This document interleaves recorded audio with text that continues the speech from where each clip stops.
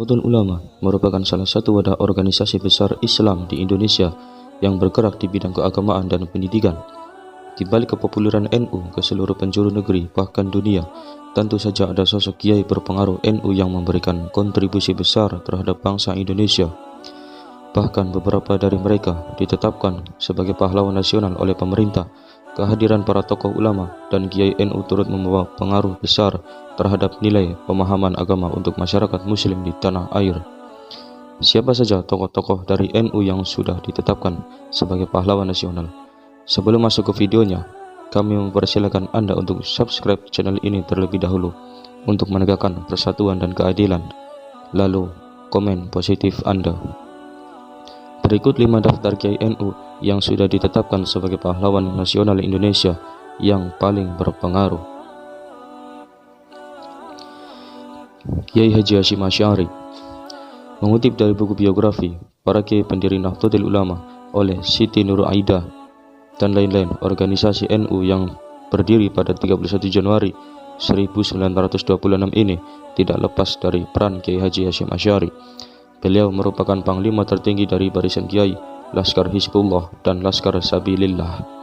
Selain berbagai pendiri NU, Kiai Hasyim Asy'ari menjadi pencetus resolusi jihad untuk para santri di seluruh Indonesia.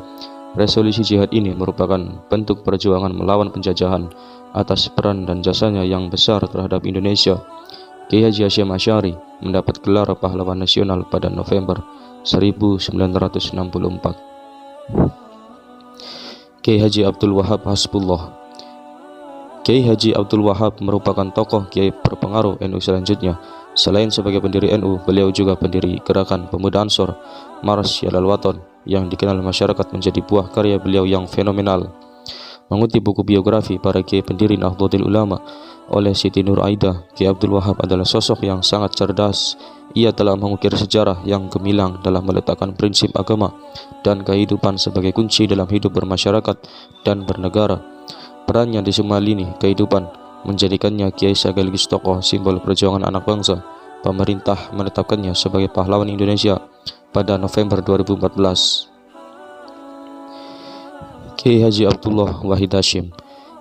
Kiai Haji Abdul Wahid Hasyim merupakan putra dari Kiai Hasyim Asy'ari. Beliau dikenal masyarakat dengan sapaan Gus Wahid. Beliau adalah ayah dari Presiden keempat Republik Indonesia, yaitu Kiai Haji Abdurrahman Wahid atau yang biasa kita kenal dengan Gus Dur. Mengutip buku NU Muda, Kaum Progresif dan Sekularisme Baru karangan Laude Ida, Gus Wahid juga tercatat sebagai salah satu anggota PPPKI dan PPPKI. Selain itu, beliau pernah menjabat sebagai Menteri Agama Republik Indonesia pada era Orde Lama. Karena kontribusinya, beliau ditetapkan sebagai pahlawan nasional pada tanggal 17 November 1960. Kiai Haji Zainal Arifin.